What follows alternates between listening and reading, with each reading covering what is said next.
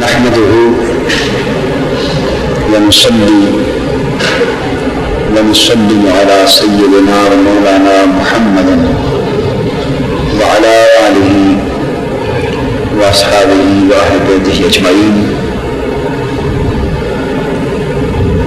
أما بعد، فأعوذ بالله من الشيطان الرجيم. بسم الله الرحمن الرحيم.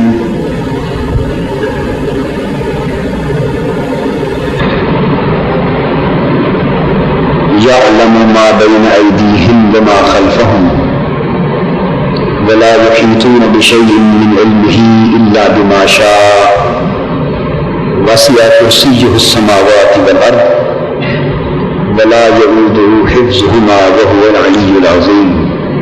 صدق اللہ مولانا العظیم.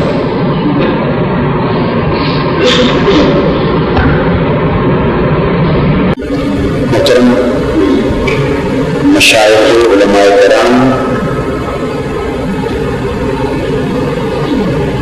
عزیزان گرامی قدر،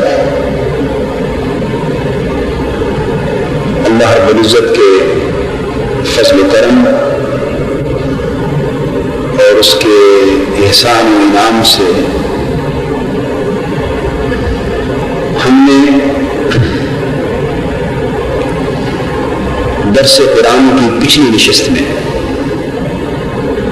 آیت الکرسی کے ان الفاظ کا معنی، مفہوم اور تعبیر و تفسیر بیان کرتے ہوئے پہلوؤں میں سے دوسرے پہلو پہ روشنی ڈالی تھی، جس پر ہم ایک مستقل درس میں گفتگو کر چکے ہیں.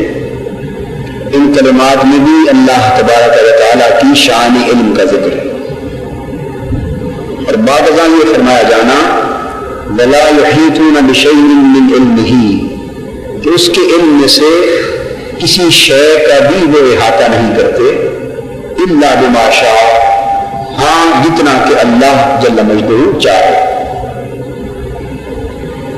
یہ جو کلمات ہیں اس آیہ کریمہ کے، میں نے عرض کیا تھا کہ اس کے تین اہم معنی ہیں، تین معنی اور مطالب، اور اس کی تین تعبیرات اور تفسیرات اہم ہیں.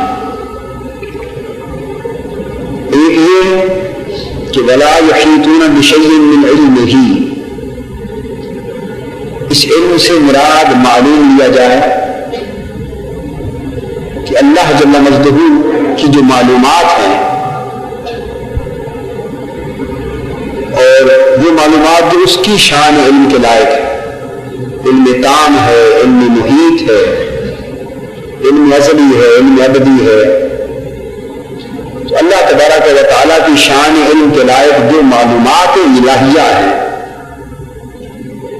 ان میں سے ایک جز، ایک ذرے کا بھی کوئی ان پر احاطہ نہیں کر سکتا.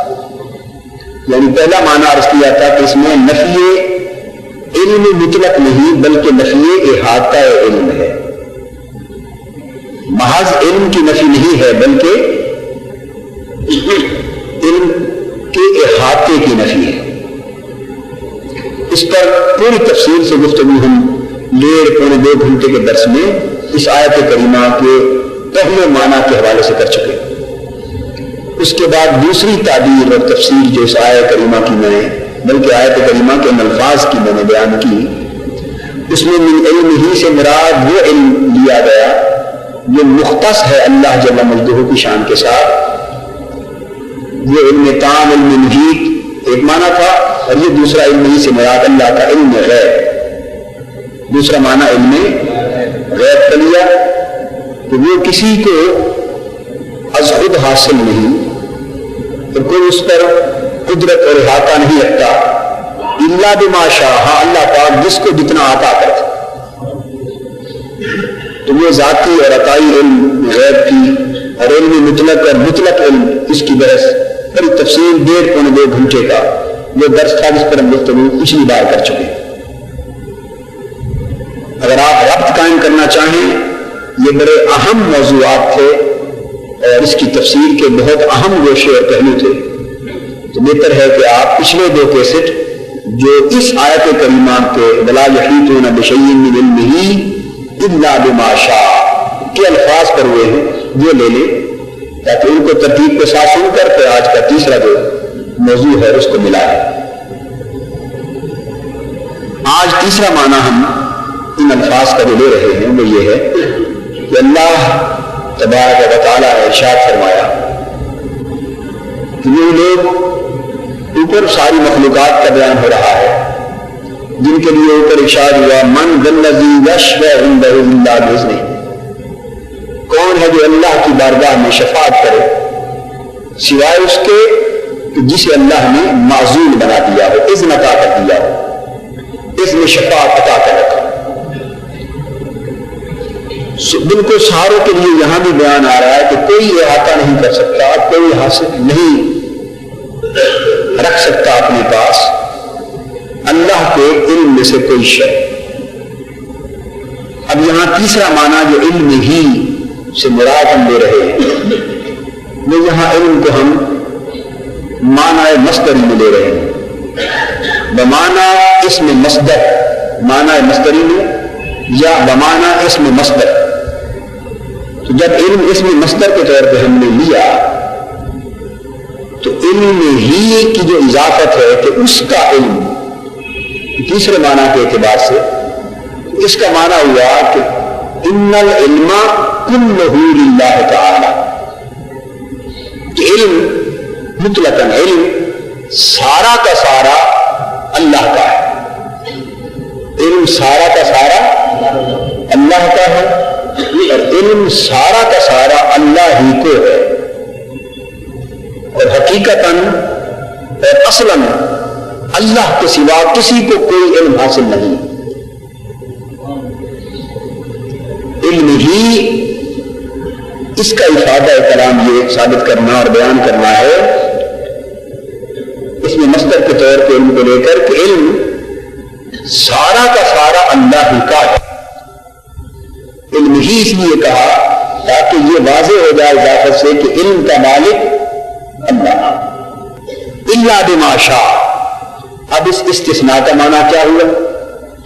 استثناء کا معنی یہ ہوا یعنی ولا یوجد من العلم عند عالم الا وهو شیء من علمه تعالی، کہ کوئی شخص اصلاً اور حقیقتاً علم نہیں رکھتا، علم کا مالک فقط اللہ، اور علم سارا کا سارا اللہ ہی کے لیے ہے اور اللہ ہی کے پاس ہے.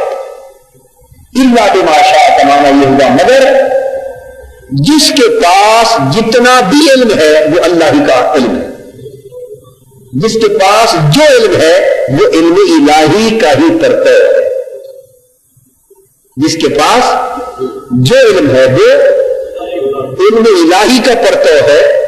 یہ نہیں کہا جائے گا کہ وہ علم اللہ کا تھا اور یہ بندے کا. اس آیت کریمہ میں اس تقسیم کی نفی کی جا رہی ہے. یہ بالکل نیا معنی ہے جس پر اکثر مفسرین جس طرح ہیں اور اس آیت کی شرح کرنے والے نہیں گئے اور مسئلہ علم پر اور مسئلہ علم غیب پر گفتگو کرنے والے اکثر حضرات اس نیت کی طرف نہیں گئے کہ اس آیت کریمہ میں علم کی تقسیم کی نفی کی جا رہی ہے. یعنی پہلے جس طرح تھا کہ علم ایک ذاتی ہے، ایک علم متائی ہے، ایک علم اللہ کا ہے اللہ کی شان کے لائق، اور ایک علم بندے کا ہے بندے کی شان کے لائق. مختلف جہتوں سے ہم نے مسئلہ علم پر تقسیمات کو بیان کیا تھا. آج جو اس کا تیسرا معنی میں عرض کر رہا ہوں اس معنی کی روح سے جب ہم نے علم ہی میں علم کو اس مصدر کے طور پہ لیا اور معنی مصدری مراد اگر لیا تو اس کا مطلب یہ ہوا کہ ان العلم کلہ للہ تعالی، کہ علم اصلاً ہے ہی سارا اللہ کے لیے اور اصلاً اور حقیقتاً علم خاصہ ہی اللہ کا ہے. یہ اللہ کے سوا کسی اور کو علم حاصل اصلاً اور حقیقتاً ہو ہی نہیں سکتا. علم پر کوئی قادر نہیں ہو سکتا. علم فقط اللہ کا ہے، اللہ کے لیے ہے، اللہ کے پاس. تو الا بما شاء کا معنی کیا ہوا؟ الا بما شاء کا معنی یہ ہوا تو بس جب آپ دیکھتے ہیں کہ علماء کے پاس علم ہے، عرفاء کے پاس علم ہے، حکماء کے پاس علم ہے، اہل علم کے پاس علم ہے، لوگوں کے پاس، مخلوق کے پاس علم ہے، ملائکہ کے پاس ہے، انسانوں کے پاس ہے، جنات کے پاس ہے، انبیاء، اولیاء، صلحاء کے پاس، تو اللہ جس کو ہم دیکھتے ہیں کہ مخلوق کے پاس بھی علم ہے، تو اللہ پاک یہاں یہ فرما رہے ہیں کہ لوگوں جان لو کہ علم کسی کا نہیں ہے اور کسی کے پاس نہیں ہے اور کسی کے لیے نہیں ہے، علم فقط اللہ کا ہے، اللہ کے لیے ہے، اللہ کے پاس ہے۔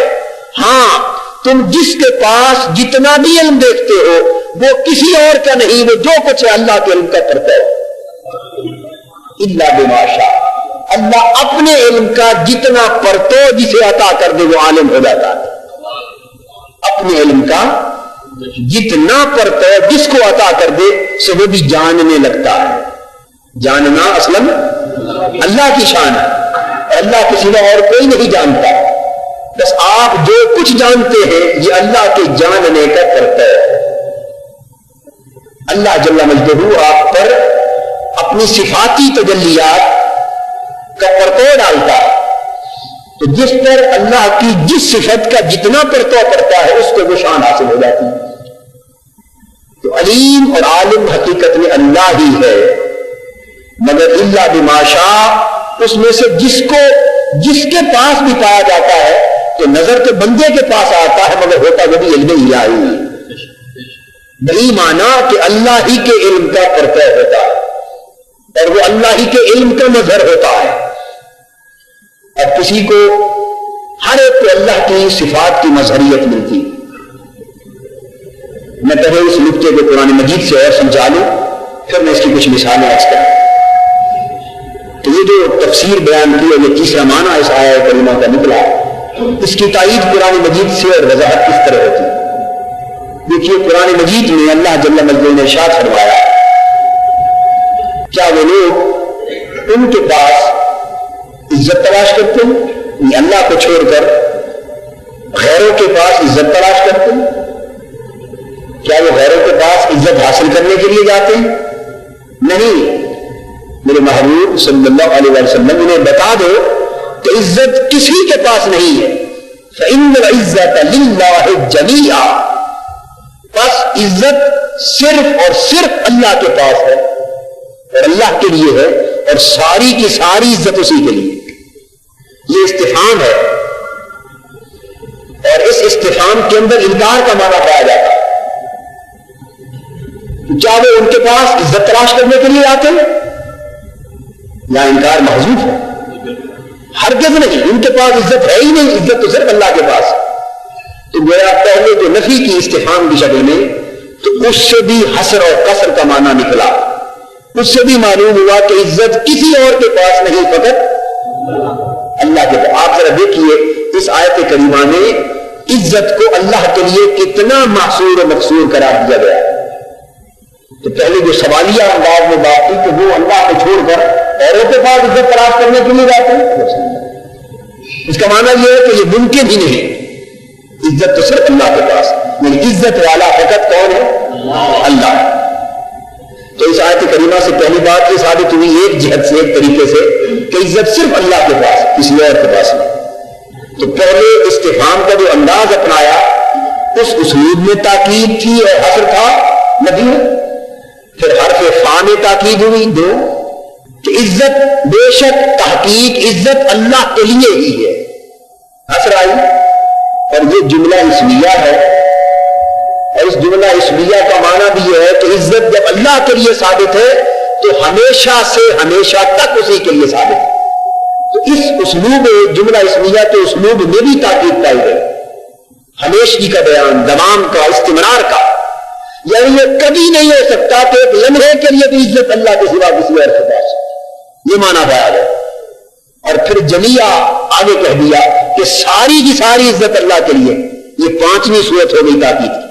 تو آپ نے دیکھا کہ کتنی ممکنہ صورتیں تاکید کی اللہ جل مجدہ نے اس آیت کریمہ میں بیان فرمائی، تاکہ یہ بات واضح ہو جائے کہ لوگ سمجھ لیں کہ عزت فقط اللہ کے لیے اور اللہ کے پاس، ٹھیک ہے یا نہیں؟ تو قرآن مجید کی اس آیت کریمہ نے واضح کر دیا کہ عزت اللہ کے سوا کسی اور کے، اور جمیعہ عزت کا ایک ایک جز بھی اللہ کے لیے، ساری کی ساری عزت اللہ کے لیے، یہ جمیعہ کا معنی۔ اب آپ دیکھتے ہیں کہ آپ کے والدین کے لیے عزت ہے یا نہیں؟ بولیے، اساتذہ کے لیے عزت ہے یا نہیں؟ علماء کے لیے عزت ہے یا نہیں؟ مشائخ کے لیے، بزرگوں کے لیے، بڑوں کے لیے عزت ہے یا نہیں؟ ہے نا؟ خود قرآن مجید میں حکم ہے، خود حدیث میں حکم ہے، ان کی تعظیم کا، ان کے ادب کا، تکریم کا، عزت کا۔ اور ایک اور مقام پر قرآن مجید میں دیکھیں تو یہاں آپ نے دیکھا کتنی حسر اور قصر اور تاکید ہے، دیکھ لیا۔ اب دوسرے مقام پر قرآن مجید بھی فرماتا ہے وَلِلَّهِ الْعِزَّةُ وَلِرَسُولِهِ وَلِلْمُؤْمِنِينَ، کہ عزت اللہ کے لیے ہے اور اس کے رسول کے لیے ہے اور مومنوں کے لیے۔ اب آپ کہیں گے کہ اگر عزت اللہ کے رسول کے لیے بھی ہو گئی اور مومنوں کے لیے کہہ کر قیامت تک کروڑوں افراد کے لیے کر دی، تو وہ 5 تاکیدوں کے ساتھ اتنے زور کا معنی مفہوم کیا تھا؟ تو اتنا زور لگا لگا کر قرآن مجید نے بیان کیا کہ ذہن میں یہ بات جم جائے کہ عزت اللہ کے سوا کسی اور کے لیے نہیں۔ تو اس ظاہری اعتبار سے دیکھیں تو رسول اللہ کے سوا مخلوق ہی نہیں ہے نا، اہل ایمان بھی اللہ کے سوا ہی ہے نا، تو وہاں تو ہر چیز کی نفی کی جا رہی ہے اور اللہ کے لیے ساری عزتیں خاص کی جا رہی ہیں، اور یہاں رسول کے لیے بھی ثابت کی جا رہی ہے اور اہل ایمان کے لیے بھی ثابت کی جا رہی ہے۔ تو ظاہراً کیا نظر آیا؟ تضاد نظر آیا، تناقض نظر آیا، جو کہ حقیقت میں نہیں، اللہ کے کلام میں تو نہیں ہو سکتا تفاوت، اختلاف، تنافی، تناقض کچھ نہیں ہو سکتا۔ اور معنی کیا ہوا؟ مطلب اس کا وہی مختلف تعبیرات کے طور پر ذاتی اور عطائی کا معنی بھی آ جاتا ہے، اور یہاں جو آج ہم بیان کر رہے ہیں کہ وہ معنی بھی آ جاتا ہے، جیسے قرآن مجید میں شاید فرمایا گیا وَتُعِزُّ مَن تَشَاءُ وَتُذِلُّ مَن تَشَاءُ بِيَدِكَ الْخَيْرُ إِنَّكَ عَلَىٰ كُلِّ شَيْءٍ قَدِيرٌ۔ اب یہ دیکھیے، جسے تو چاہتا ہے عزت عطا کرتا ہے، جسے چاہتا ہے ذلت دیتا ہے۔ بِيَدِكَ الْخَيْرُ، خیر ساری تیرے ہاتھ میں۔ آپ نے دیکھا خیر ساری تیرے ہاتھ میں ہے، خیر ساری تیرے ہاتھ میں ہے۔ اِنَّكَ عَلَىٰ كُلِّ شَيْءٍ قَدِيرٌ، تو ہی ہر شے پر قادر ہے۔ تو خیر ساری اللہ کے ہاتھ میں ہے، جسے تو چاہتا ہے وَتُعِزُّ مَن تَشَاءُ، جسے تو چاہتا ہے عزت والا بنا دیتا ہے، جسے تو چاہتا ہے ذلت والا بنا دیتا ہے۔ اب ادھر فرمایا فَإِنَّ الْعِزَّةَ لِلَّهِ جَمِيعًا، کہ عزت والا صرف اللہ ہے، عزت والا صرف اللہ۔ اور یہاں فرمایا جسے تو چاہتا ہے عزت والا بنا دیتا ہے، تو صرف والی بات نہ رہی نا، نہ رہی۔ تو اب یہ جو معنی آج ہم عرض کر رہے ہیں الا بما شاء کے تحت، تو اس سے اس کی تعبیر واضح ہو گئی۔ اس کا معنی یہ ہے کہ حقیقت میں وہ بیان بھی حق ہے اور یہ بیان بھی حق ہے۔ عزت والا اللہ ہی ہے، عزت والا اللہ ہی ہے، عزت والا بے شک اللہ ہی ہے، مگر دنیا میں جس کو جتنی عزت ملی وہ اللہ ہی کی عزت کا کرتا ہے، اللہ ہی کی عزت کا کرتا ہے، چونکہ معز عزت دینے والا ہے، تو اس کی جو شان معزیت ہے وہ اسی کا کرتا ہے کہ بندہ بھی عزت پا رہا ہے، اور اس کی جو شان مذلیت ہے جس کو چاہے ضرور کر دے، یہ اس کا پرتو ہے کہ بندہ ضرور ہو رہا ہے۔ تو گویا جس کو جتنی عزت ملی اللہ کی بارگاہ سے ملی، اور وہ اللہ کی عزت ہی کا پرتو ہے۔ بالکل اسی طرح آپ دیکھتے ہیں کہ آپ کے اندر قوت ہے یا نہیں؟ جی قوت، طاقت ہے نا۔ اب قرآن مجید میں فرمایا ان القوۃ للہ جمیعا، قوت ساری کی ساری اللہ کے لیے، قوت ساری کی ساری اللہ کے لیے ہے، اللہ کے پاس۔ مگر یہ کہ بندوں کو بھی اللہ نے قوت دی، قوت سماعت دی، قوت بصارت دی، وغیرہ وغیرہ، ہزاروں قوتیں عطا کی۔ ادھر فرمایا ساری قوت اللہ کے پاس۔ اس کا مطلب یہ ہوا کہ حقیقتاً اور اصلاً قوت اللہ ہی کے پاس اور اللہ ہی کی قوت ہے۔ تو جس کو دنیا میں جتنی قوت ملی ہے، جس کے پاس قوت نظر آ رہی ہے، وہ یا تو اللہ کی عطا کردہ ہے دوسرے معنی کی روح سے، اور آج کے تیسرے معنی کی روح سے جس کے پاس جو قوت ہے وہ حقیقت میں اللہ ہی کی قوت کا کرتا ہے، وہ اللہ کی اس شان کا مظہر ہے، وہ بندہ بنا دیا گیا مظہر۔ اسی طرح دیکھیے اللہ جل مجدہ نے فرمایا انہ هو العلیم الحکیم، اس میں بھی حسر ہے، انہ هو العلیم الحکیم، بے شک اللہ، بے شک وہ اور فقط وہی جاننے والا ہے، حکمت والا ہے، بے شک وہی اور وہی ہی جاننے والا، حکمت والا ہے۔ تو حسر ہے، قصر ہے، پابندی کر دی نا، یعنی جاننے والا فقط اللہ ہے، علیم بولیے فقط اللہ ہے۔ اب جب یہ اور الحکیم، حکیم حکمت والا بھی فقط اللہ ہے۔ انہ هو، یہ جو انداز ہے، یہ انداز بتا رہا ہے کہ علیم و حکیم فقط اللہ ہے۔ جب اس آیت کریمہ نے یہ واضح کر دیا تو دوسرے مقام پر فرمایا فوق کل ذی علم علیم، انسانوں میں ہر علم والے کے اوپر ایک علیم ہے، ہر علم والے کے اوپر علم والا ہے، علم والے کو علیم کہا، تو ہر علیم پر علیم ہے، اور ہر علیم پر علیم ہے، اور ہر علیم پر علیم ہے، تو انسانوں نے علیم ٹھہرا دی۔ ادھر فرمایا علیم فقط اللہ، تو مطلب کیا ہوا کہ علیم حقیقت میں تو اللہ ہی ہے، مگر جس بندے پر اس کی شان علیمیت کی جلت کر گئی اور جس بندے پر سے یہ پردہ ہٹا اور اس نے اپنی علیمیت کی شان کے ساتھ اس پر توجہ فرما دی اور اس کے اندر اپنی علیمیت کا پرتو پیدا فرما دیا، تو وہ بھی اپنی بندگی کی شان میں علیم ہو گیا۔ اور ادھر فرمایا الحکیم، حکمت والا بھی اللہ ہے۔ دوسرے مقام پر ارشاد ہوا وَمَن یُؤْتَ الْحِکْمَةَ فَقَدْ أُوتِیَ خَیْرًا کَثِیرًا، جس بندے کو حکمت عطا کر دی گئی اسے خیر کثیر عطا کر دی، اسے خیر کثیر عطا کر دی۔ ادھر فرمایا بِیَدِکَ الْخَیْرُ، خیر ساری تیرے ہاتھ میں ہے۔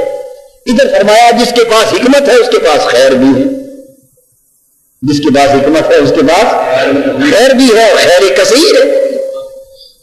آپ نے اندازہ فرما لیا کہ جو جو شان اللہ جل مجدہ اپنی ذات کے لیے الگ تخصیص، حصر اور کثر کے ساتھ بیان فرما رہے ہیں، نفی اور اثبات کے انداز میں، کلمات حصر کے انداز میں، جملہ تاکیدات کے ساتھ جتنی شانیں بیان فرما رہے ہیں، اسی شان کا ذکر اور اثبات اپنے بندوں کے لیے بھی کر رہا ہے اللہ۔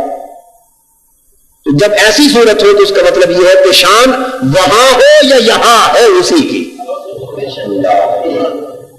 تو پتہ یہ چلا کہ شان وہاں ہو یا یہاں، برائے کائنات میں ہو یا نیچے پست کائنات میں ہو، فوق میں ہو یا تحت میں ہو، شان جو بھی ہے جہاں بھی ہے اسی کی ہے، شان جو بھی ہے جہاں بھی ہے اسی کی ہے، شانوں والا رب فقط وہ ہے۔ نعرہ تکبیر، نعرہ رسالت، شانیں جتنی ہیں جہاں بھی ہیں جب سے ہے اسی کی ہے۔ جب یہ بات واضح ہو گئی، یہ مشرب صوفیاء کا مشرب ہے، یہ اولیاء اور عرفاء کا مشرب ہے، تو فرما دیا کہ شان جو بھی ہے اسی کی، یہ نقطہ پھر سن لیں، شان جو بھی ہے اسی کی ہے، خواہ لا مقام دکھائی دے خواہ عالم مقام دکھائی دے، خواہ فوق العرش ہو یا تحت العرش ہو، خواہ اسی کی ذات میں وہ قائم ہو خواہ بندے میں نظر آئے، بندے میں ہے تب بھی اسی کی شان ہے، اوپر ہے تب بھی اسی کی شان ہے۔ یہ الا بما شاء کا معنی ہے کہ علم ہے، قدرت ہے، قوت ہے، طاقت ہے، عظمت ہے، عزت ہے، باری تعالیٰ ساری شان صرف تیری ہے، تیرے پاس ہے، تو ہی شان والا ہے، اور جو بندوں میں نظر آ رہی ہے یہ بھی تیری ہی شان۔ جگ میں آ کر ادھر ادھر دیکھا، تو ہی آیا نظر جدھر دیکھا، جگ میں آ کر ادھر ادھر دیکھا، تو ہی آیا نظر جدھر دیکھا۔ اب میں وحدت الوجود اور وحدت الشہود کی طرف نہیں آیا، لیکن ایک اصولی مسئلہ اتنا بیان کر رہا ہوں کہ شان جو بھی ہے جہاں بھی ہے اسی کی، یہ اس آیت کریمہ میں بیان ہو رہا ہے۔ تو لوگوں اگر کسی علم والے کو دیکھو اور کسی تصرف اور قدرت والے کو دیکھو اور کسی نگاہ والے کو دیکھو تو یہ فرق نہ کیا کرو کہ یہ بندے کا ہے وہ رب کا ہے، نہیں، بندے کا ہے تو یہ بھی رب کا ہے، بندے کا ہے۔ اب آپ اس جیسے دیکھیں کتنے مسئلے خود بخود حل ہوتے چلے جائیں گے، یہ بھی اللہ کا ہے، کیونکہ اسی کی شان کا ایک پرتو، اسی کی شان کا ایک جلوہ۔ اب اور بھی دیکھیے حضور نبی اکرم صلی اللہ تعالیٰ علیہ وسلم کے حوالے انسان کے لیے فرمایا وَجَعَلْنَاهُ سَمِيعًا بَصِيرًا، ہم نے نطفے سے اسے بڑھایا، درجہ بدرجہ اسے ترقی دی ماں کے پیٹ میں، حتیٰ کہ اس نطفے میں اتنے پوٹینشل، اتنی خوبیاں، صلاحیتیں رکھ دی کہ اسی کو بڑھا کر اسے پورا سننے دیکھنے والا انسان بنا دیا۔ تو فرمایا وَجَعَلْنَاهُ سَمِيعًا بَصِيرًا، اسے سمیع بصیر بنا دی۔ اور اللہ پاک اپنی شان بھی ہی بیان فرماتے انہ هو السمیع البصیر۔ اب آپ ذرا جو نقطہ آج میں سمجھا رہا ہوں، سمیع بصیر تو وہ ہے ہی، اس میں کوئی شک نہیں، مگر اللہ کے سمیع بصیر ہونے اور اللہ ہی کے سمیع بصیر ہونے، ان دو چیزوں میں بڑا فرق ہے۔ جس بات پہ آج ہم زور دے رہے ہیں وہ اللہ کے سمیع بصیر ہونے پر زور نہیں دے رہے، میں اس پر زور نہیں دے رہا کہ اللہ سمیع بصیر ہے، اس پر نہیں دے رہا، اس پر زور دے رہا ہوں کہ قرآن کہتا ہے کہ محض اللہ ہی سمیع بصیر ہے، صرف اللہ ہی سمیع بصیر ہے، انہ هو السمیع البصیر۔ بے شک اللہ اور اللہ ہی سمیع ہے، اور بے شک اللہ اور اللہ ہی بصیر، تو میرا زور ہی پر ہے، یہ انگریزی والا ہی نہیں، اردو والا۔ تو آج کی گفتگو کا زور ہی اسی میں حاصل اور قصر ہے، اس میں پورے مفہوم کو کنفائن کیا جا رہا ہے، اسپیسیفائی کیا جا رہا ہے، اور باقی سب کو ایگزمپٹ کیا جا رہا ہے، نکالا جا رہا ہے دائرے سے، اور ذہن میں یہ بچایا جا رہا ہے کہ اللہ ہی سمیع ہے اور اللہ ہی بصیر ہے۔ جس کا معنی کیا ہے کہ اللہ کے سوا نہ کوئی سمیع ہے اور اللہ کے سوا نہ کوئی، تو انہ هو السمیع البصیر کا معنی یہ کہ اللہ ہی فقط سمیع بصیر ہے اور اللہ کے سوا کوئی سمیع بصیر نہیں، یہ اس آیت کا معنی۔ اور دوسرے مقام پر اللہ پاک خود فرما رہا ہے وَجَعَلْنَاهُ سَمِيعًا بَصِيرًا، کہ ہم نے انسان کو سمیع بھی بنایا، بصیر بھی بنایا، تو انسان بھی سمیع ہے اور انسان بھی بصیر۔ اب دیکھا وہاں حصر تھا، یہاں بندے کے لیے اسی صفت کو ثابت کیا، تو مفہوم کیا نکلا؟ تو کیا معاذ اللہ تضاد مانیں گے؟ نہیں، تو ہم یہ کہتے ہیں کہ بے شک بندے کو سمیع بصیر بنایا، لیکن بندے کا سمیع بصیر ہونے، اس کے ہونے سے بھی اللہ ہی کا سمیع بصیر ہونا ثابت ہو رہا ہے، کہ شان جو بھی ہے جہاں بھی ہے اللہ کی، یہ اللہ کی شان سمیعیت کا پرتو اور اللہ کی شان بصیریت کا پرتو، اس کے سمیع ہونے نے اسے سمیع بنا دیا، اس کے بصیر ہونے نے اسے بصیر بنا دیا۔ اب اللہ جل مجدہ فرمایا اللہ پاک نے اپنی نسبت کہ اللہ تعالیٰ ہر شے پر شہید ہے، مشاہدہ فرمانے والا ہے، گواہ ہے، نگہبان ہے، اللہ تعالیٰ شہید ہے، ہر چیز پر شہید ہے۔ حضور نبی اکرم صلی اللہ علیہ وسلم کو فرمایا وَيَكُونَ الرَّسُولُ عَلَيْكُمْ شَهِيدًا، رسول صلی اللہ علیہ وسلم بھی تم پر شہید ہے، اور نہ صرف یہ رسول بلکہ ہر نبی کو شہید بنایا۔ تو کیف اذا جئنا من كل امة بشہید وجئنا بك على هؤلاء شہیدا، وہ دن قیامت کا دن کیسا ہوگا جب ہر نبی اس امت پر شہید بنا کر اسے اٹھایا جائے گا، اور محبوب ہر نبی اپنی امت کا شہید ہوگا، امت کا گواہ اور نگہبان ہوگا، اور امت کے احوال کا مشاہدہ کرنے والا ہوگا، اور محبوب جب تمہاری باری آئے گی تو اول سے لے کر آخر تک علی ہؤلاء شہیدا، تمہیں ان سب پر گواہ بنایا جائے گا، تمہیں ان سب پر نگہبان بنایا جائے گا، ان سب پر گواہی دینے والا، مشاہدہ فرمانے والا بنایا جائے گا۔ ان کی شہادت موجود ہوگی اور تمہاری شہادت غیر محدود ہوگی، کلی شہادت ہوگی۔ تو آپ نے دیکھا نا کہ حضور کا شہید ہونا بھی اللہ ہی کی شان شہادت پر کو اجاگر کرا۔ اللہ حاضر قیاس بہت سی آیتیں اور ہیں، رؤوف رحیم ہونے کی شان بھی ایسی ہے، تو بہت سی شانیں ایسی اللہ پاک نے خود کبھی بالناس رؤوف الرحیم کہا، حضور کے لیے فرمایا بالمؤمنین رؤوف الرحیم،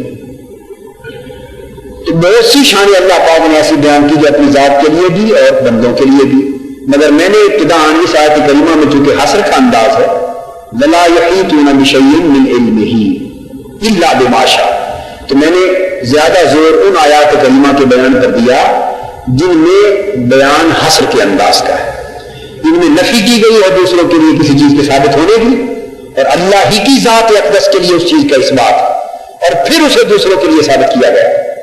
تو یہ جتنی آیات قرآنی ہیں ان کو اگر سامنے رکھ کر سمجھا پڑھا جائے تو بات واضح ہو جاتی ہے، جس کا مطلب یہ ہے کہ اللہ پاک میں ان تمام صفات کا معصور ہونا حق ہے، اور بندوں کے لیے ان صفات کا ثابت ہونا بھی حق ہے۔ تو بندے کے لیے جو صفت ثابت ہوئی اس کا مطلب یہ ہے کہ وہ اللہ ہی کی اس صفت اور اس شان کا ظہور ہو رہا ہے۔ اب یہ کس طرح اس کا پرتو ہوتا ہے، اللہ جل مجدہ کی ان صفات کا اور صفت علم کا اور ان صفات کا بندے پر پرتو کس طرح ہوتا ہے کہ اس کے علم کو اس کی صفت کا مظہر گردانا جائے، اس لیے کہ اللہ جل مجدہ رب ہے۔ کیا ہے؟ رب۔ اللہ تعالیٰ نے اپنی پہلی صفت رب ہونا بیان کیا ہے، قرآن مجید میں فرمایا الحمدللہ رب العالمین، تمام تعریفیں اللہ کے لیے۔ اب یہ بات قابل توجہ، اور تعریف کس پر ہوتی ہے؟ شان پر ہوتی ہے۔ تعریف خوبی پر ہوتی ہے، اور خوبی ایک شان ہے۔ تعریف خوبی پر ہوتی ہے اور خوبی ایک شان ہے۔ یہ مانا ہوا الحمدللہ کہ تمام تعریفیں اللہ کے لیے ہیں، تو کیا مفہوم نکلا؟ گویا تمام، بولیے، تمام شانیں اللہ کی ہیں۔ یہی بات ہم نے کہی کہ شانیں جتنی بھی ہیں جہاں بھی ہیں اللہ کی ہیں۔ تو قرآن مجید نے اپنا مضمون اور اپنا کلام اور اپنا بیان شروع ہی یہاں سے کیا کہ شانیں سب اللہ کی ہیں۔ شانوں والا صرف اللہ ہے، کہیے شانوں والا صرف اللہ ہے، تو ساری شانیں اللہ کے لیے۔ اب اس کا ثبوت بیان کیا کیسے؟ رب العالمین، اس لیے کہ وہ سارے جہانوں کا رب ہے، سارے جہانوں کا، اور جہانوں میں جو کچھ اللہ کے سوا جو کچھ ہے کائنات میں وہ جہانوں میں آتا ہے۔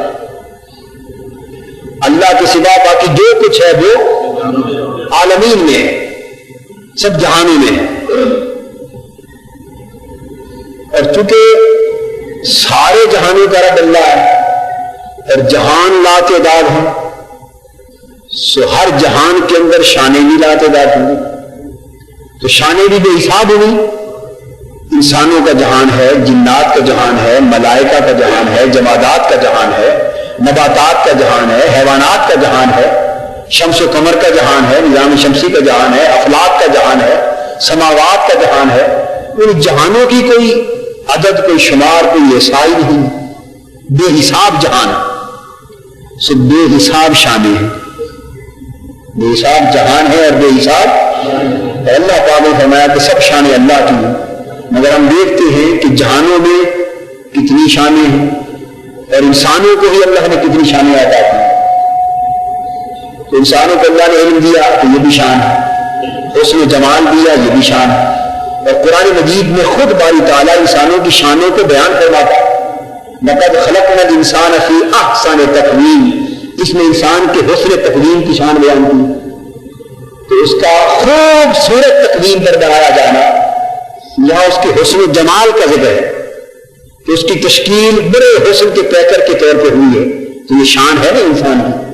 تو اللہ پاک نے انسان کو بے شمار شانیں عطا کی، تو شانیں انسانوں میں موجود ہیں اور ہر مخلوق میں موجود ہیں، اور ہم ان کی تعریف بھی کرتے ہیں۔ اور سوال یہ پیدا ہوا کہ جب شانیں بھی انسانوں میں ہیں اور مخلوقات میں ہیں، تو پھر یہ بات کیسے ہوئی کہ سب شانیں اللہ کی ہیں اور پھر ہم تعریف بھی کرتے ہیں انسانوں کی؟ تو یہ بات کس طرح ہے کہ تعریف بھی سب اللہ کے لیے؟ اس سارے سوال کا جواب جو شانیں العالمین میں پائی جاتی ہیں اور جو ساری شانیں الحمدللہ میں مختص کر دی گئی اللہ کے لیے، اس دعوے کا کہ ساری شانیں اللہ کے لیے، اور اس حقیقت کا کہ عالمین میں جہانوں میں لاکھوں کروڑوں اربوں خربوں شانیں موجود ہیں. ان دو حقیقتوں کا، اس حقیقت کا اور اس واقعے کا، الحمدللہ ایک حقیقت ہے، اور العالمین کے اندر شانوں کا پایا جانا ایک واقعہ ہے. اور حقیقت نہیں ہوتی جب تک مطابق واقعہ نہ ہو. تو حقیقت اور واقعہ کا ربط کیا ہے؟ لفظ رب ہے. ربط کیا ہے؟ جو اس واقعہ سے اس حقیقت کو ثابت کر رہا ہے وہ رب ہے، اس اللہ کا رب ہونا ہے. تو اللہ کی ذات سب شانوں کا مبدا ہے. اللہ کی ذات سب شانوں کا مبدا ہے، سب شانوں کا منبع ہے، سب شانوں کا سرچشمہ ہے. ساری شانیں اس کی ہے اور اس سے پھوٹ رہی ہیں. سب شانیں اس کی ہے، اس سے پیدا ہو رہی. وہ رب، وہ اللہ ہے. اور اللہ کی شان ہے سب شانوں کا مالک ہونا. یہ بات قابل توجہ. اللہ کون ہے؟ جو سب شانوں کا مالک، جو سب شانوں کا خالق، جو سب شانوں کا حامل ہو، وہ اللہ ہے. اور رب کون ہے؟ جو سب شانوں کا مالک ہو، وہ رب نہیں ہے. سب شانوں کا مالک ہونا یہ شان اللہ کی ہے. اور رب کی شان کیا ہے؟ اللہ وہ ہے جو سب شانیں رکھے، اور رب وہ ہے جو سب شانیں دے. اللہ وہ ہے جو سب شانیں خود رکھے، اللہ وہ ہے جو خود سب شانوں کا مالک ہے، اور رب وہ ہے جو دوسروں کو شانوں والا بنا دے. اللہ وہ ذات ہے جو شانوں والی ہو، اور رب وہ ہے جو دوسروں کو شان والا بنا دے. کس طرح اب رب کی تحقیق اور رب کے معنی کا مفہوم بڑا تفصیلی بحث، میں اس میں نہیں جانا چاہتا، لیکن آپ عرف عام میں اتنی سادہ سی بات سمجھ لیں کہ رب اور تربیت تو آپ سمجھتے ہیں. تربیت کرنا تو رب کہتے ہیں اس ذات کو جو تربیت کرے، جو پرورش کرے. اس ذات کو جو تربیت کرے، پرورش کرے. اب تربیت اور پرورش کسے کہتے ہیں یہ مفہوم سمجھنے والا. تربیت آپ ترجمہ یہ کرتے ہیں نا، جو سارے جہانوں کا رب ہے، یعنی پالنے والا، پرورش کرنے والا، تربیت کرنے والا. تو پالنا، تربیت کرنا، پرورش کرنا کسے کہتے ہیں؟ تربیت، پرورش اور پالنا یہ اس فعل کا نام ہے کہ اللہ پاک نے جو خوبیاں آپ کو عطا کی، علم کی خوبی، حسن کلام کی خوبی، حسن آداب، حسن خلق، زندگی میں جتنے اللہ پاک نے اخلاق اور محاسن آپ کو عطا کیے، اچھی خوبیاں آپ کو عطا کی، وہ کسی کو دی جا سکے. وہ بھی نہیں، وہ بھی وہ جو غیر مکتسبہ، وہ جو آپ حسین ہوئے تو آپ کسی اور کو حسین تو نہیں بنا سکتے. وہ چیزیں جو آپ کسی کو منتقل کر سکیں.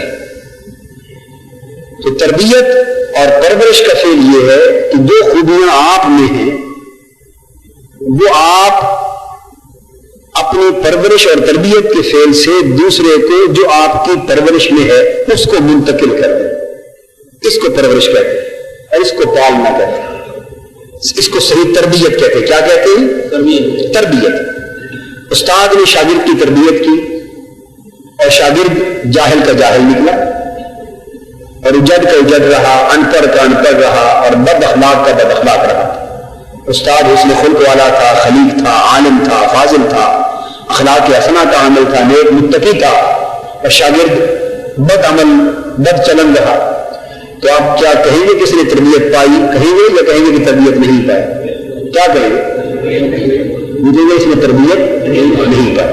اولاد نے اگر والدین کی خوبیوں کو نہ لے لیا اپنے اندر اور ان کی جھلک اولاد کے کردار میں منتقل نہ ہوئی تو آپ کہیں گے کہ اولاد نے والدین سے پرورش پائی، تربیت پائی، یا والدین نے اولاد کی تربیت کی. جب بچہ غلط کام کرتا ہوا دکھائی دے اور بالغ ہو تو آپ کہتے ہیں اس کی تربیت ہی کسی نے نہیں کی. آپ کیا کہتے ہیں؟ اس کی تربیت. تو کیوں کہتے ہیں اس کی تربیت کسی نے نہیں کی؟ یہ بات کیوں کہتے ہیں؟ اس لیے کہتے ہیں کہ آپ کے ذہن میں یہ بات راسخ ہے کہ تربیت کہتے ہی یہ ہے کہ جو تربیت کرنے والے کی خوبیاں ہیں وہ اس میں منتقل ہو جائیں. اور چونکہ اب وہ خوبیاں آپ کو اس کے اندر نظر نہیں آئیں اس لیے آپ نے کہا کہ اس کی تربیت کسی نے نہیں کی. کیونکہ آپ جانتے اگر اس کی تربیت کسی نے کی ہوتی تو وہ اچھائیاں اس کرنے والے کی اس میں بھی دکھائی دیتی، یعنی اس کی شانیں اس کے اندر بھی نظر آتی، اس کی شانیں اس کے اندر بھی نظر آتی، مگر چونکہ اس کے اندر شان نظر نہیں آ رہی، خوبیاں نظر نہیں آ رہی، اچھائیاں نظر نہیں آ رہی، تو آپ کہتے ہیں کہ تربیت ہوئی ہی نہیں ہے، تربیت ہوئی نہیں۔ تو جب تربیت نہ ہوئی، اب تربیت نہ ہونے کا معنی یہ ہوا کہ اس کی شانیں اس کو نہ ملی، اس کی خوبیاں، اچھائیاں، اوصاف، محاسن اور کمالات اس میں منتقل نہ ہوئے، اور تربیت ہونے کا معنی یہ ہوا کہ جو اچھائیاں اور خوبیاں اس کے پاس تھیں وہ اسے منتقل ہو گئی، اور جو اسے منتقل ہوئی اب سوال یہ پیدا ہوتا ہے کہ وہ اچھائیاں تھیں کس کی، وہ خوبیاں جو اسے ملی وہ کس کی تھی، جو خوبیاں اولاد کو ملی وہ کس کی تھی، ماں باپ کی تھی۔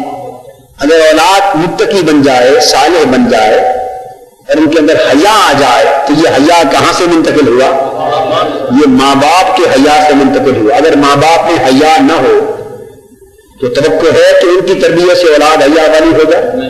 میری ماں باپ اگر وی سی آر پر انڈین فلمیں یا بلو پرنٹ بیٹھ کر گندے پروگرام بیٹھ کر دیکھیں اور اولاد بھی ساتھ بیٹھی ہو، اور اس والدین کے ہاتھ سے اولاد کی تربیت ہو رہی ہو کہ اولاد نے اپنی آنکھوں سے والدین کو حیا سے محروم دیکھا، اب ان والدین کی تربیت سے اولاد میں حیا کی خوبی آ سکتی، اگر پھر بھی آ جائے تو یہ اللہ کا کرم ہے، پھر اولاد کی تربیت والدین نے نہیں کی، رب نے کی۔ اگر پھر بھی آ جائے تو تربیت والدین نے نہیں کی، رب نے کی۔ تو آپ نے دیکھا کہ وہ حیا جو ان میں تھا ان میں آ گیا، اور بے حیائی اگر ان میں تھی خدا نہ خواستہ تو ان میں منتقل ہو گئی۔ ان میں تقویٰ تھا، طہارت تھا، اور والدین حرام کھانے والے ہیں خدا نہ خواستہ، بدچلن، تو آپ نے دیکھا کہ وہ حیا جو ان میں تھا ان میں آ گیا، اور بے حیائی اگر ان میں تھی خدا نہ خواستہ تو ان میں منتقل ہو گئی۔ ان میں تقویٰ تھا، طہارت تھا، اور والدین حرام کھانے والے ہیں خدا نہ خواستہ، بدچلن، اور وہ اپنی تربیت میں اپنے بچوں کو رکھے اور توقع کرے کہ اولاد متقی ہو جائے اور نیک چلن ہو جائے، تو یہ ظاہراً ممکن نہیں ہے، لیکن اللہ کی قدرت سے تو میں اس کی بات نہیں کر رہا، وہ تو کچھ بھی کہی نہیں، تو ظاہراً نظام تربیت کے اصول کے تحت ممکن نہیں ہے، کیونکہ تربیت کا قاعدہ یہ ہے کہ جو کچھ میرے پاس ہے وہ آپ میں پیدا کیا جائے۔ اگر کسی کے پاس اندر اچھائی ہے تو اچھائی جھلکے تربیت یافتہ میں، اور کسی کے پاس معاذ اللہ برائی ہے تو تربیت یافتہ میں برائی چلتا ہے، تو وہ خوبی منتقل ہو جائے تربیت یافتہ میں، اسے مربوط کہتے ہیں۔ کیا کہتے ہیں؟ وہ خوبی منتقل ہو جائے تو تربیت پائی گئی، تو جس نے تربیت پائی وہ مربوط کہلایا، اور جس نے تربیت کی وہ مربی کہلایا، اسی کو رب کہتے ہیں مجازن، وہ رب کہلایا، اور جب اللہ کی ذات کی بات ہو تو اسے بطور خاص رب کہا دیا جاتا ہے۔ تو تربیت جس نے کی یعنی جس نے اپنی خوبیاں منتقل کی وہ رب ہوا، اور جس نے خوبیوں کو جذب کیا اپنے اندر اپنے آئینہ کردار میں وہ مربوط ہوا۔ اب اللہ پاک فرما رہے ہیں الحمدللہ، ساری خوبیاں اللہ کی ہیں، سارے حسن اللہ کے، سب کمال اللہ کے، سب جمال اللہ کے، اور ساری تعریفیں اللہ کی، اور سب شانیں اللہ کی۔ کیوں؟ اب وہ جواب دیتا ہے رب العالمین، کہ تمہیں اگر شک ہے تو اللہ کو تو کسی نے دیکھا نہیں، آپ چاہتے ہیں دیکھنا کہ اللہ کتنی شانوں والا ہے، آپ چاہتے ہیں نا دیکھنا، تو جب آپ نے اللہ ہی کو نہیں دیکھا تو اللہ کی شانیں کہاں سے دیکھیں؟ آپ دیکھنا چاہتے ہیں کہ اللہ بڑا حسین ہے، جب اللہ نہیں دیکھا اس کا حسن کہاں سے معلوم ہے؟ ٹھیک ہے۔ آپ چاہتے ہیں دیکھنا کہ اللہ بڑا طاقت والا ہے، جب اللہ ہی نہیں دیکھا تو اس کی طاقت کہاں نظر آئے؟ آپ چاہتے ہیں جاننا دیکھنا کہ اللہ علیم ہے، بڑا علم والا ہے، تو جب اللہ ہی نہیں دیکھا تو اللہ کا علم کہاں دکھائی دے؟ اگر بات مجرد اس کی ذات تک رہے، اگر اس کی شان محض الوہیت کی شان ہو، ربوبیت کی نہ ہوتی، اگر وہ فقط اللہ ہوتا اور رب نہ ہوتا تو اس اللہ کو جاننے والا کوئی نہ ہوتا, اسے پہچاننے والا کوئی نہ ہوتا, اس کی معرفت کسی کو نہ ہوتی. تو اس کی معرفت اس کے چشمہ ربوبیت سے ہوئی ہے. اس اللہ نے اپنی شان ربوبیت کو ظاہر کیا. تو جب جس شان میں وہ فقط اللہ تھا, اس شان میں ساری شانیں اس میں مرکوز تھی, سارے حسن اس میں مرکوز تھے, سارے کمال اس میں جمع تھے, اور وہ سارے کمالات کا مالک تھا.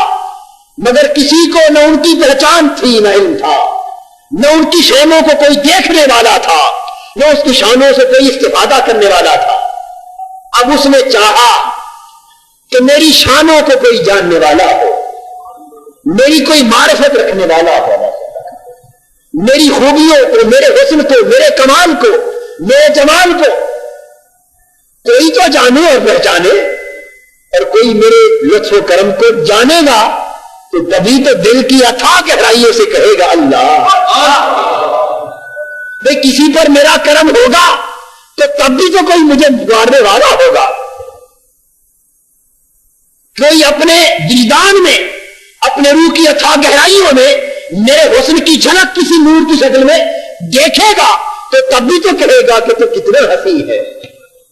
اس نے چاہا کہ میں شانوں والا تو ہوں, مگر مجھے کوئی جانے بھی تو نا کہ میں علم والا ہوں, میں شان والا ہوں, قدرت والا ہوں, طاقت والا ہوں. تو جب اس کی شان الوہیت آشکار تھی تو ساری شانیں تب بھی تھی مگر کسی کو معلوم نہ تھی. تو اس نے کہا کہ اگر میری وہ شانیں جو الوہیت کے حال میں سب میرے اندر جمع ہیں, اگر ان کا نظارہ کرنا چاہتے ہو تو العالمین کو دیکھو, العالمین کو دیکھو, انسانوں کو دیکھو, بندوں کو دیکھو, حیوانات کو دیکھو, جمادات کو دیکھو, نباتات کو دیکھو, زمین و آسمان کو دیکھو, سورج کا چلنا دیکھو, چاند کا چمکنا دیکھو, ستاروں کا چمکنا دیکھو, کبھی چھپ جانا دیکھو, کبھی ستاروں کا ٹوٹنا دیکھو, آسمانوں کی بلندیوں کو دیکھو, سمندروں کی طغیانیوں کو دیکھو, دریاؤں کے بہاؤ کو دیکھو, ندی نہروں کی روانیوں کو دیکھو, کھیتوں کے لہلہانے کو دیکھو, فضاؤں کو دیکھو, ہواؤں کی وسعتوں کو دیکھو, اس ساری کائنات کو دیکھو. جس شے بھی نظر ڈالو گے اور تمہیں جو حسن نظر آئے گا وہ حسن اصلاً کسی شے کا نہ تھا, اسے میرے رب ہونے نے حسین بنا دیا.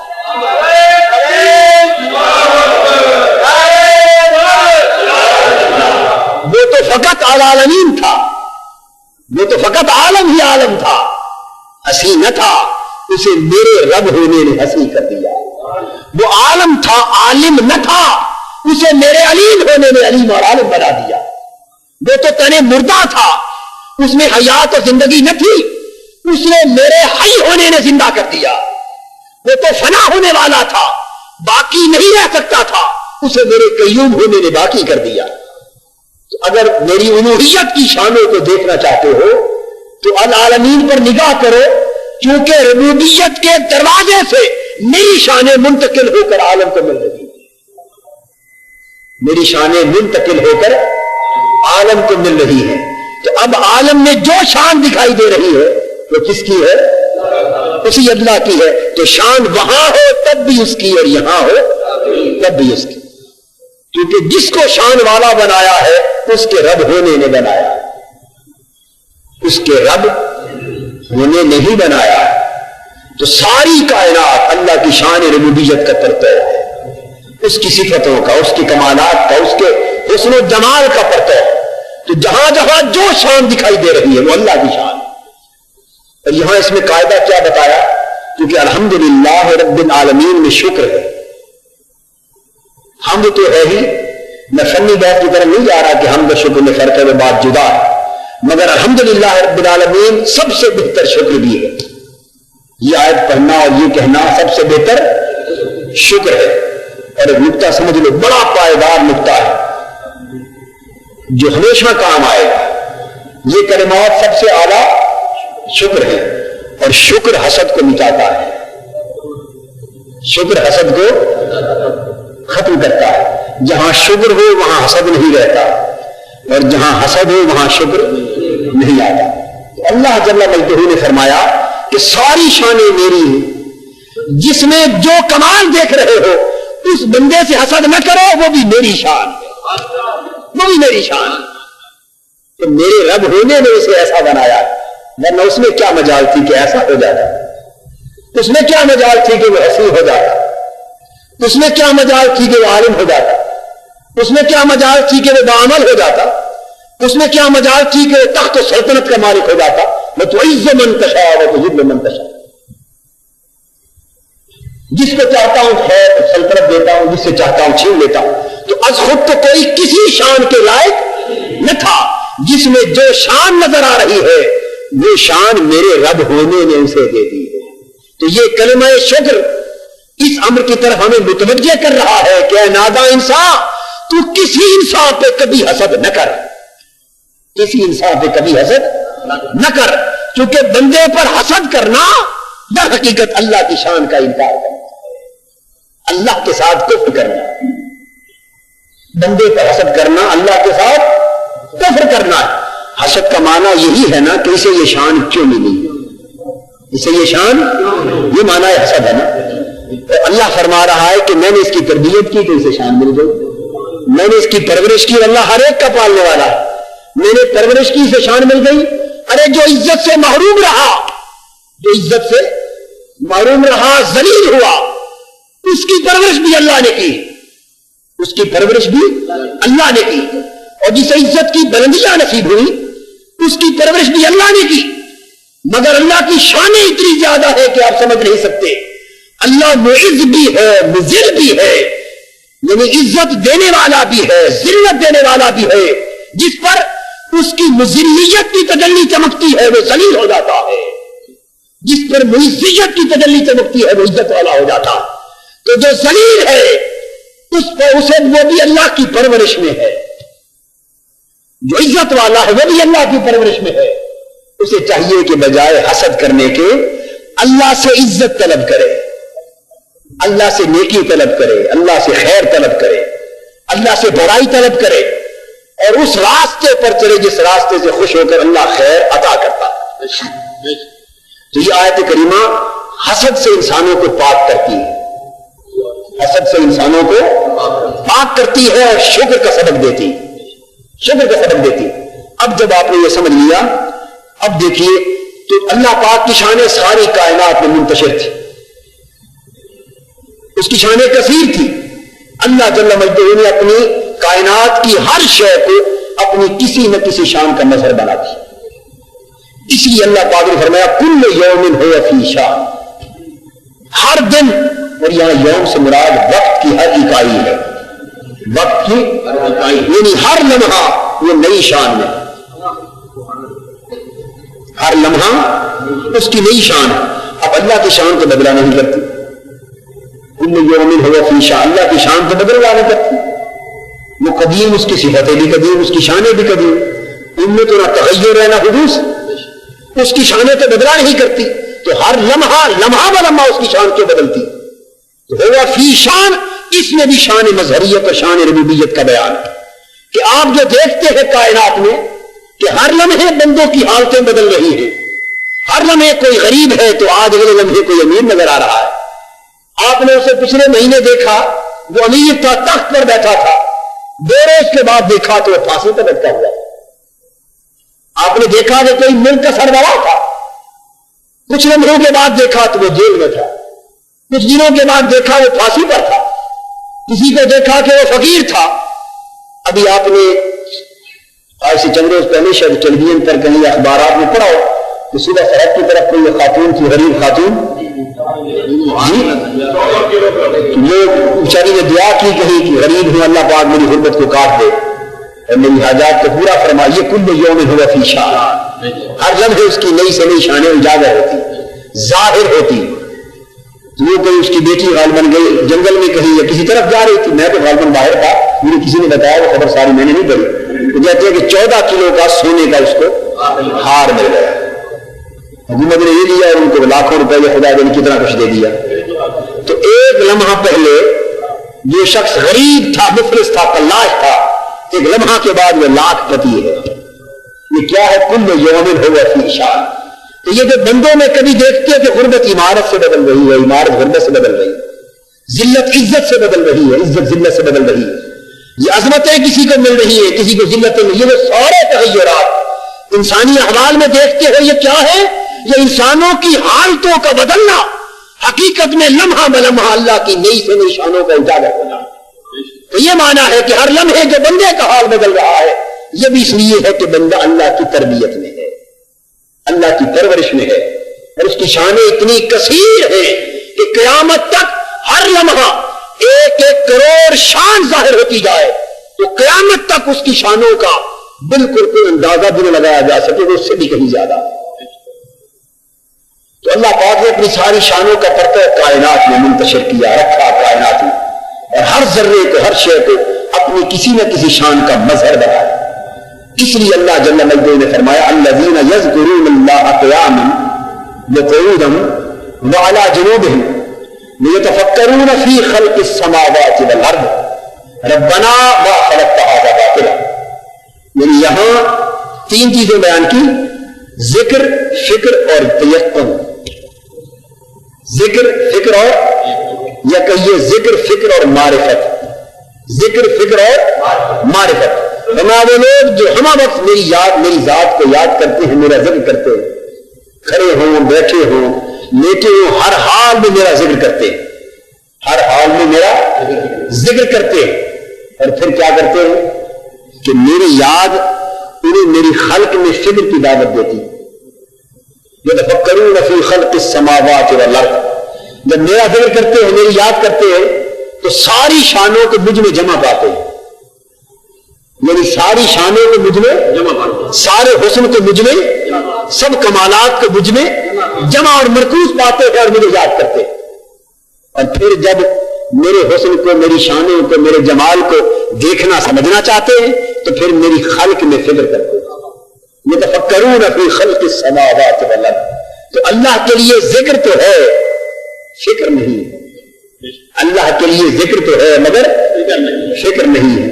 اور یہ بھی عرض کر دوں بات کہ ذکر کیوں ہے اور فکر کیوں نہیں؟ اس لیے کہ ذکر کا محل قلب ہے اور فکر کا محل عقل ہے۔ ذکر کہاں رہتا ہے اور کہاں سے جنم لیتا ہے؟ دل سے، اور فکر عقل سے۔ تو چونکہ اس کی شان یہ ہے کہ تو دل میں تو آتا ہے، سمجھ میں نہیں آتا، تو دل میں تو آتا ہے، سمجھ میں نہیں آتا، بس جان گیا میں تیری پہچان یہی ہے، بس مجھے سمجھ آ گئی رب کریم تیری پہچان کی سمجھ آ گئی کہ تیری پہچان یہ ہے کہ وہ جو دل میں تو آ جائے سمجھ میں نہ آئے اسی کو رب کہتے ہیں۔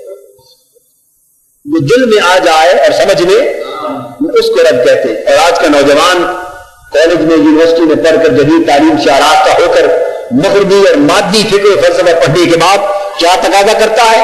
میں اللہ کو نہیں مانتا، اور تب مانوں گا کہ دلیل سے مجھے سمجھا دیں، دلیل سے مجھے سمجھا دیں۔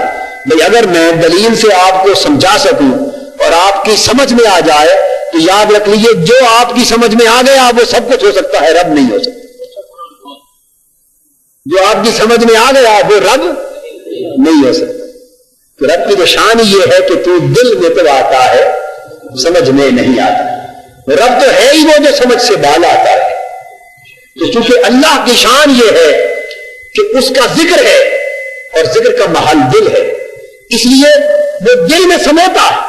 فرمایا وہ ساری زمین و آسمان کی وسعتیں جو مجھے اپنے اندر سمو نہیں سکتی، میں اتنا وسیع ہوں کہ زمین و آسمان کی وسعتوں میں نہیں سمایا جاتا، مگر اتنا وسیع ہو کر بندہ مومن کے دل میں سما جاتا،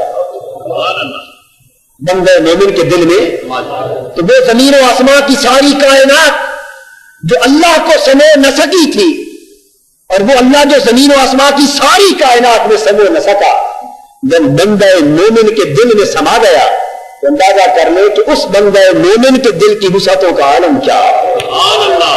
اور یہ ساری کائنات کی وسعتیں ایک طرف اور مرد مومن کی دل کی وسعتیں ایک طرف، جو اللہ کو اپنے اندر سمو رہا ہے، تو یہ کائنات ایک رائی کے دانے کے برابر اس کے سامنے نہ موجود ہے۔ آئے تکبیر، آئے رسالت،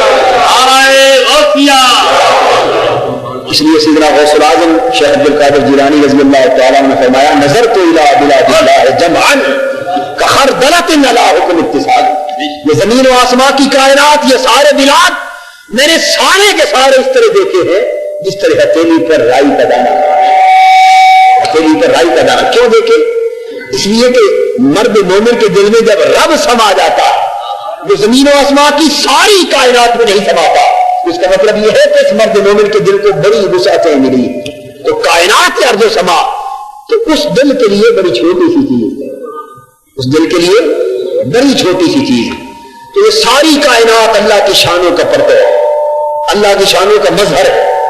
تو اللہ جل مجدہ نے اپنی ساری شانیں جن کو ساری کائنات پست و بالا میں بکھیر رکھا ہے، منتشر کر رکھا ہے، اب اس نے چاہا کہ یہ ساری شانیں کسی ایک وجود میں مجتمع بھی ہو جائے، کسی ایک وجود میں مجتمع بھی ہو جائے کہ کوئی شخص ایک ہی جگہ میری ساری شانوں کی جھلک دیکھنا چاہے اور میری ساری شانوں کا پرتو دیکھنا چاہے اور میری ساری شانوں کا رنگ اور ڈنگ دیکھنا چاہے، تو کوئی ایک پتلا، ایک وجود، ایک پیکر ایسا بھی ہو کہ اس کے اندر جھانکنے سے سب کچھ جو باہر تھا اندر بھی نظر آ جائے، جو باہر تھا وہ سب کچھ اندر بھی نظر آ جائے.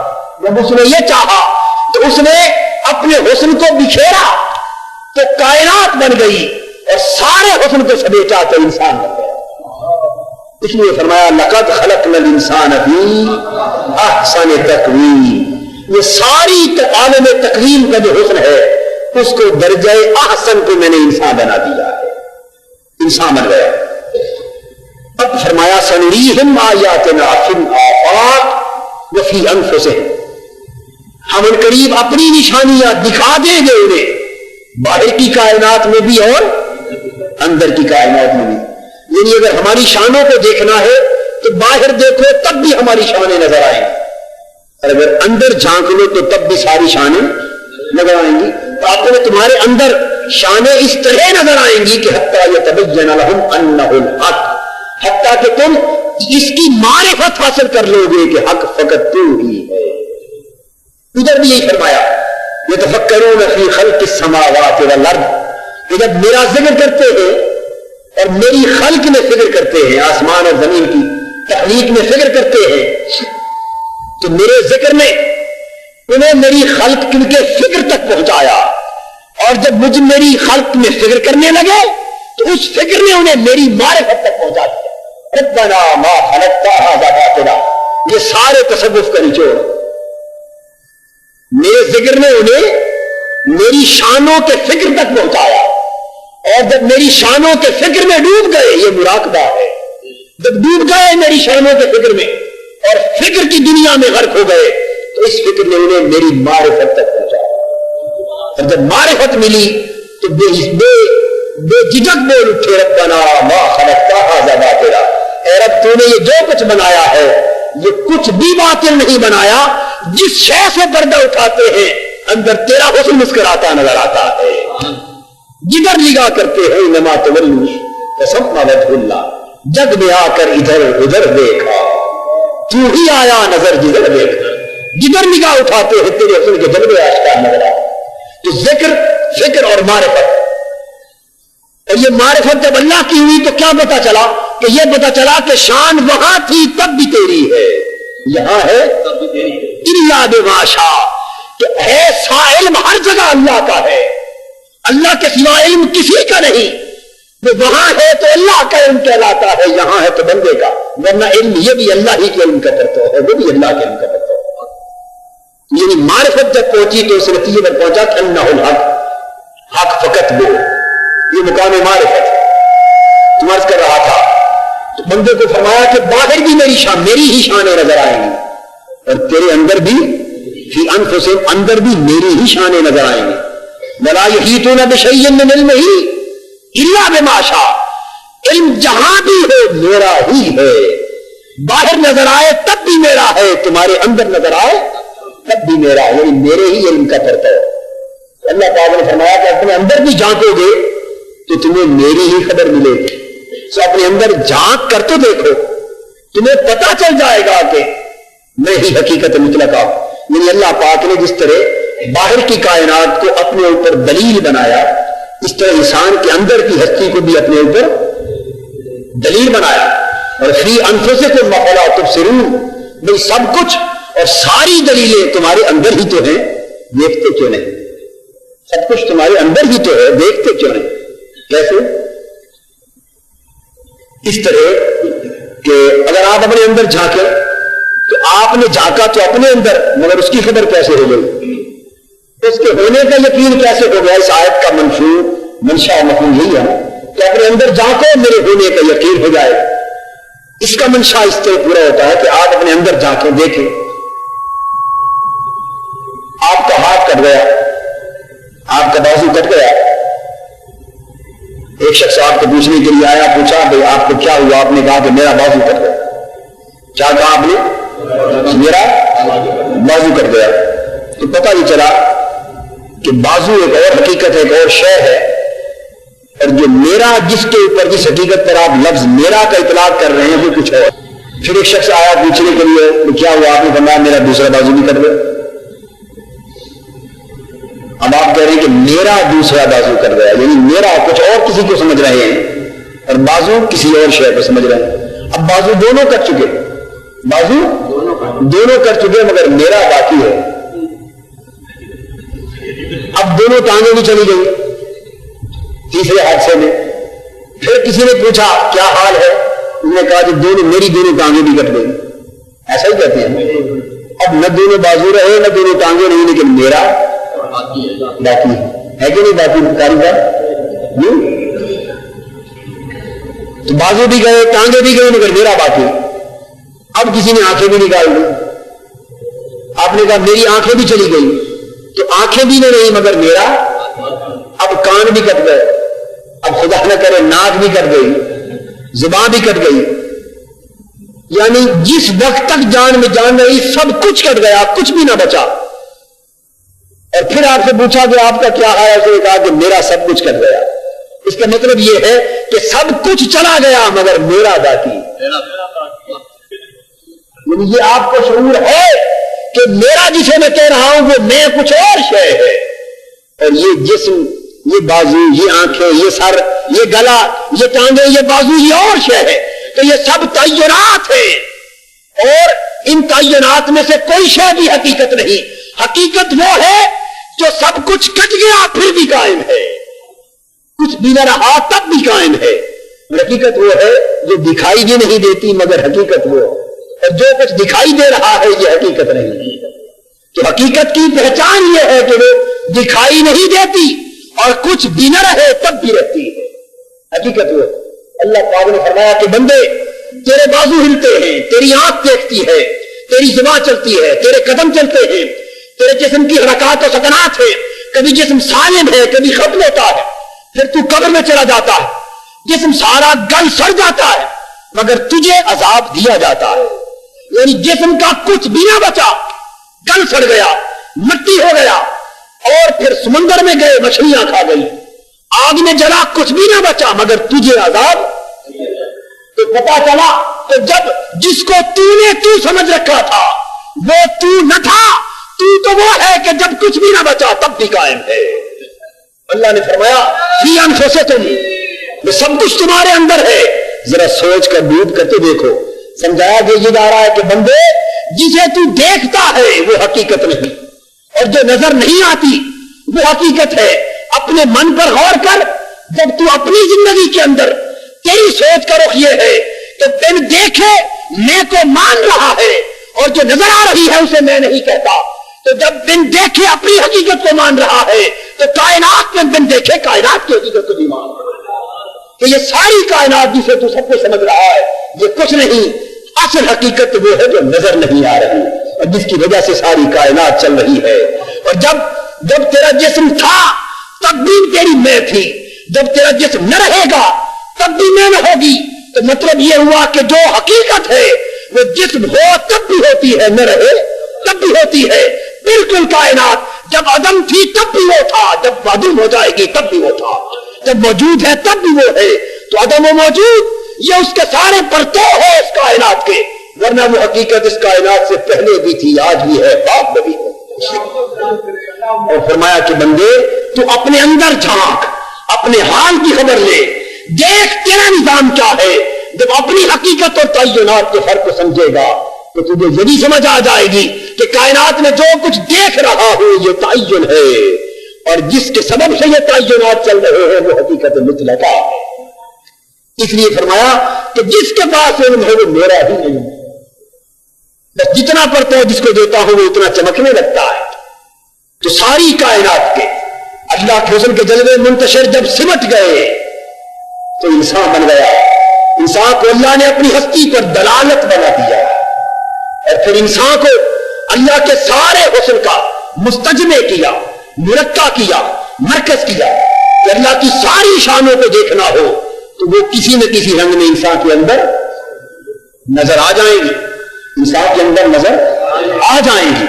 اور جب اللہ نے چاہا کہ یہ ساری شانیں، ساری صفتیں، سارے کمال انسان کے اندر تو پیدا ہو گئے، مگر یہ کمال خود بھی تو کمال پر پہنچے، ان کمالات کا ظہور اس طرح ہو کہ ہر کمال نقطہ کمال پر نظر آئے۔ تو اللہ نے اپنے حسن و جمال کی ساری شانوں کو جنہیں کائنات میں بکھیرا تھا انسان کے پیکر میں جمع کر دیا، پھر ساری کائنات انسانی جنہیں اللہ نے اپنے کمالات کا مرکب بنایا ان سارے کمالات کو جمع کیا تو نبوت کے پیکر میں نقطہ کمال تک پہنچا دیا۔ پھر کائنات سے نبوت تیار ہوئی، یوسف بنایا تو اس کو چمکتا ہوا حسین چہرہ عطا کر دیا، موسیٰ کا پیکر بنایا، پیکر نبوت اسے جب بیضا عطا کر دیا، اسے حسن عصا عطا کر دیا۔ پیکر نبوت سلیمان و داؤد علیہ السلام کے روپ میں آئے، انہیں سلطنت و حکومت کا حسن عطا کر دیا۔ پیکر نبوت حضرت عیسیٰ کے روپ میں آیا، انہیں مسیحی اور عیسیٰ کا روپ عطا کر دیا۔ اور غرض جدا جدا پیکران نبوت آتے گئے، اللہ کے حسن کے جلوے نقطہ کمال پر جدا جدا چمکتے گئے، ظاہر ہوتے گئے۔ اب اس نے چاہا کہ کوئی ایک پیکر ایسا بھی آئے جس میں حسن کے سارے جلوے اس طرح نقطہ کمال پر پہنچے کہ میرا حسن اپنی آخری ظہور پر اس کے اندر چمکتا ہوا نظر آئے، تو اسے پیکر نبوت مصطفیٰ بنایا اور سارا حسن جمع کر دیا۔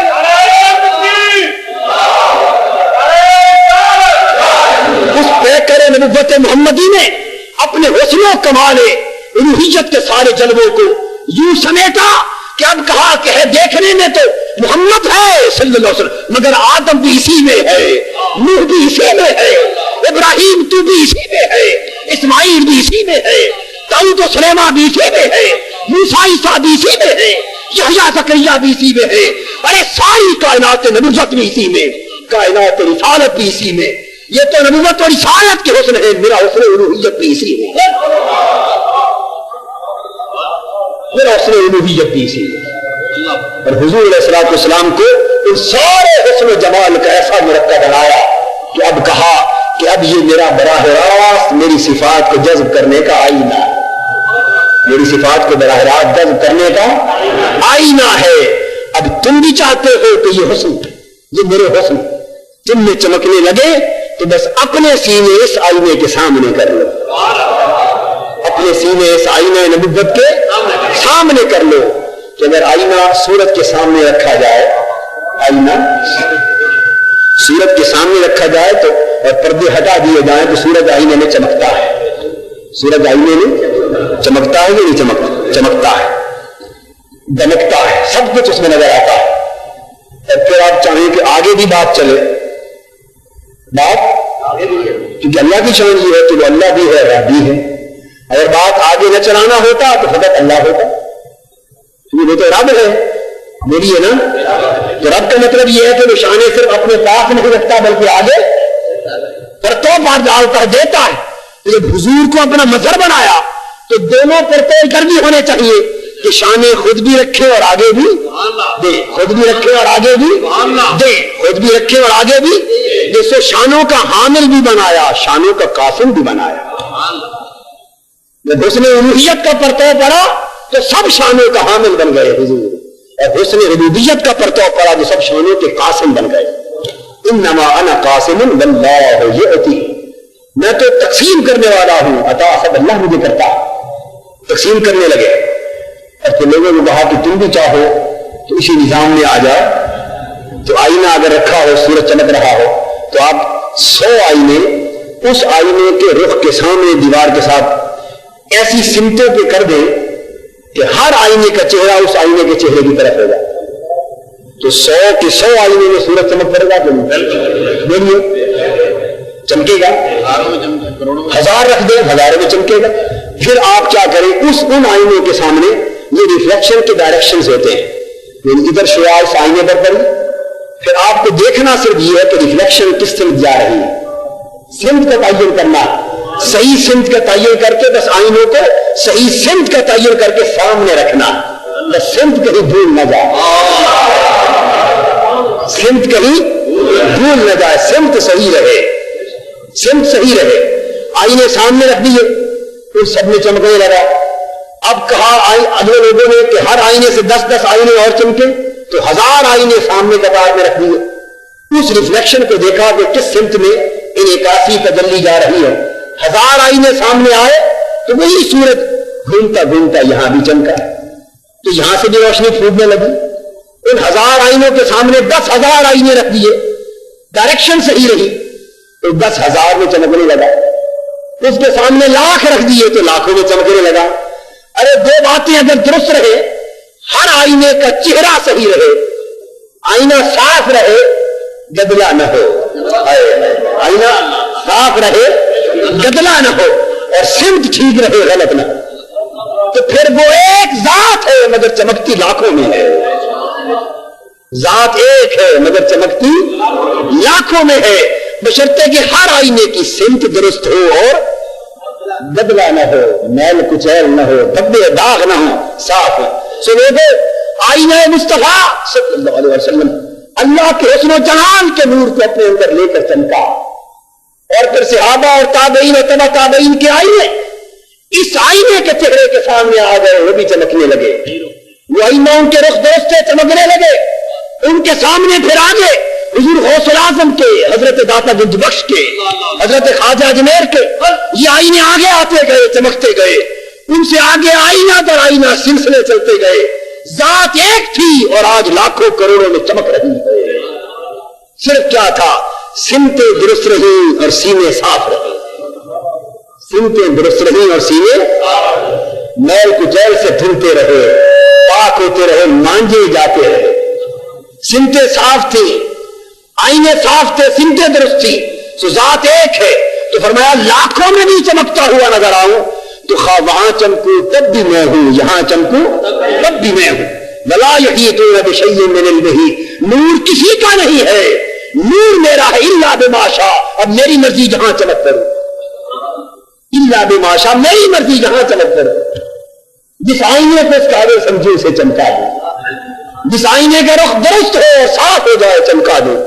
تو سورج اوپر چمک رہا ہو یا آئینے میں چمک رہا ہو سورج سورج ہی رہتا ہے. اس لیے جہاں اس کے حسن کے جلوے نظر آئے وہ اسی کا حسن ہے. جہاں علم کا رنگ نظر آئے وہ اسی کے علم کا رنگ ہے اسی کے علم کی جھلک ہے. حاضرین محترم سو اس سے اندازہ اس آیت کریمہ کے اس تیسرے بیان سے یہ معلوم ہوا کہ اللہ پاک کی جو نعمت جس کو ملے جتنی ملے جہاں ملے جب بھی ملے اس کی قدر کرنی چاہیے. اس پر حسد نہیں کرنا چاہیے. اللہ کا شکر ادا کرنا چاہیے کیونکہ جہاں بھی اس کا حسن چمکتا ہے وہ اسی کا ہے بندے کا اس میں کچھ نہیں ہوتا. وما علینا الا البلاغ.